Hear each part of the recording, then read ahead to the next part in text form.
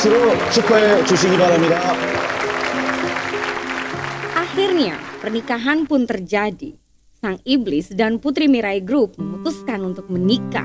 Guwon yang kembali menyelamatkan Dohee menjadi penanda yang jelas bahwa mereka telah terjatuh semakin dalam, lebih dalam dari yang mereka ingin akui. Apakah pernikahan pasangan di bawah perjanjian kontrak ini akan menjadi kabar membahagiakan?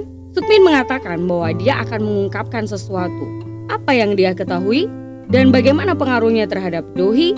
Sementara gerak-gerik Do-kyung putranya yang semakin mencurigakan dibuntuti oleh Dohee dan Guwon hingga ke stasiun kereta bawah tanah. Ikuti kelanjutan alur ceritanya di episode 6.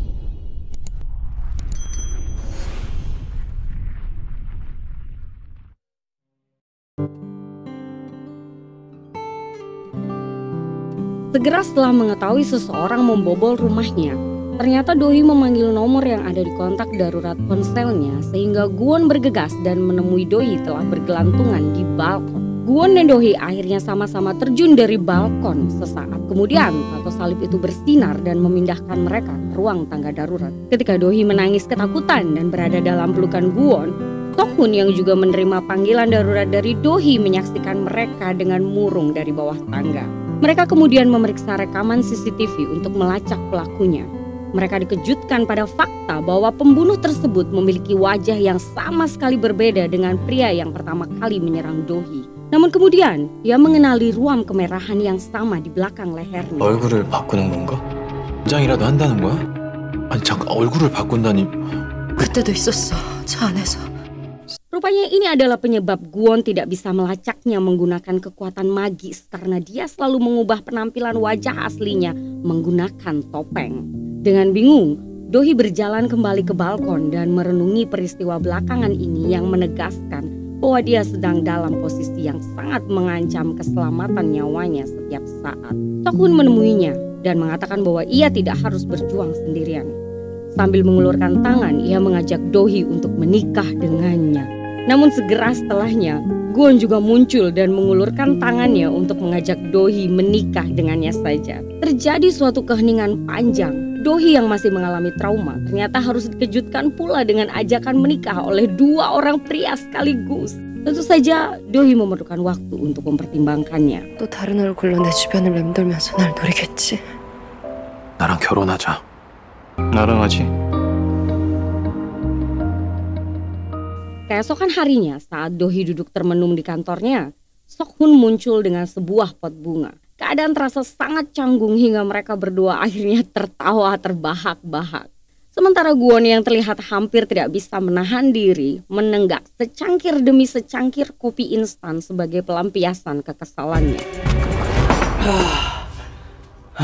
인간들은 이딴 걸 왜 마시는 거야? 뜻이죠. 아, 그래? 가장 신뢰한. 줘봐봐. Pada percakapan setelah keheningan dalam mobil, Dohee akhirnya menyuarakan pertanyaan yang sangat penting. Mengapa Guwon melamarnya? Guwon menjawab dengan cemberut dan mengatakan bahwa dia tidak ingin Dohee mati. Dohee kemudian mengumumkan dengan semangat pemenangan kepada keluarga Nyonya Ju bahwa dia akan menikah besok. Tidak lama kemudian, dia berpose untuk iklan YouTube Mirai F&B yang terbaru dengan gaun pengantin yang dipilihkan oleh sekretarisnya. Namun dalam bayangannya, Nyonya Ju tetap saja tidak terkesan. Dohee membayangkan Nyonya Ju akan mencemooh pilihan gaunnya yang kurang elegan.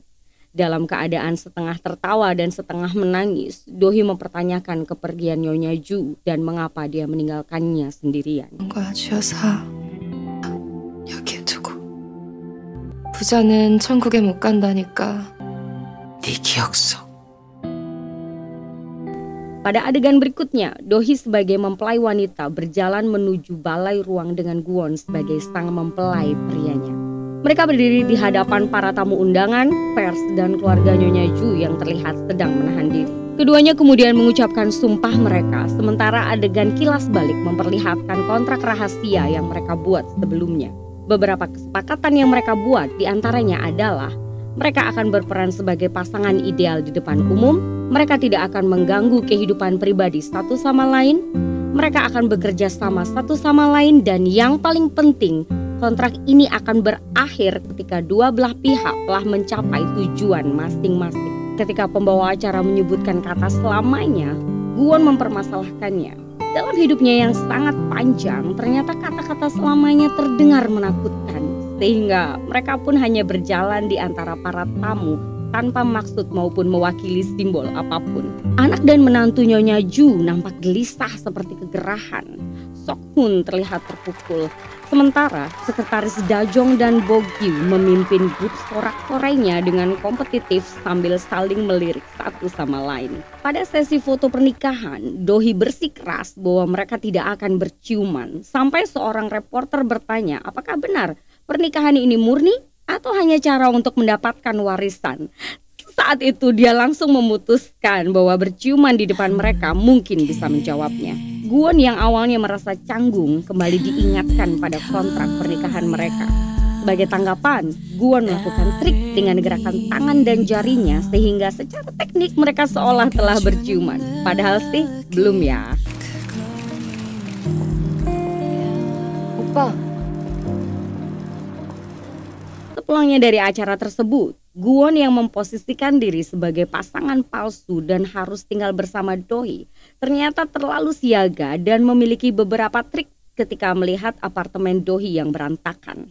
Dengan menjentikkan jarinya, ia membersihkan setiap debu dan kekacauan, meskipun bukan kekacauan dalam hatinya sendiri. Keduanya kemudian mandi secara masing-masing, lalu dengan canggung saling memandang satu sama lain selepas mandi dan ke kamar tidur secara masing-masing.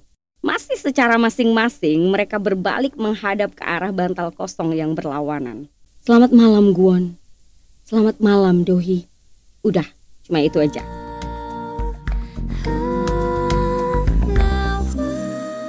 Di pagi hari, Dohee sudah beraktivitas. Dia bertekad untuk menyelidiki tersangka pembunuhan terbarunya, yakni Do-kyung. Dengan sigap, Guwon membawa mereka ke kamar mandi di sebuah sasana gulat ketika Do-kyung nampak sedang membasuh wajahnya sambil mengomel tentang orang yang hampir dicekiknya saat berdebat. Sebagai mata-mata dadakan yang seakan sedang dalam suatu operasi pengintaian, Dohee sangat antusias dan berani walaupun koordinasi dan kerjasamanya dengan Guwon terlihat payah. Sedangkan Guwon bukannya fokus malah ngajak ngopi di tengah pengintaian mereka. Mereka membuntuti Do-kyung ke stasiun kereta bawah tanah dan mendekati serangkaian loker yang digunakan si pembunuh bayaran untuk menyimpan sebuah kantong kertas sebelumnya. Saat ia membukanya, loker itu kosong.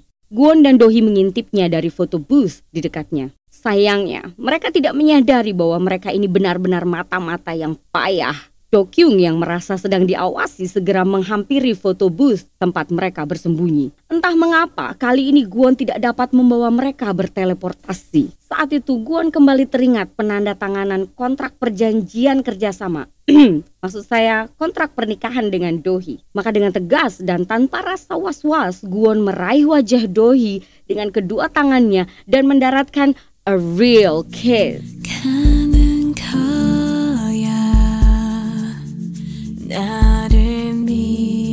Sampai di sini cerita akan berlanjut ke episode selanjutnya. Dukung channel ini agar terus berkembang dengan melakukan hal-hal berikut ini. Kamsahamnida, annyeong.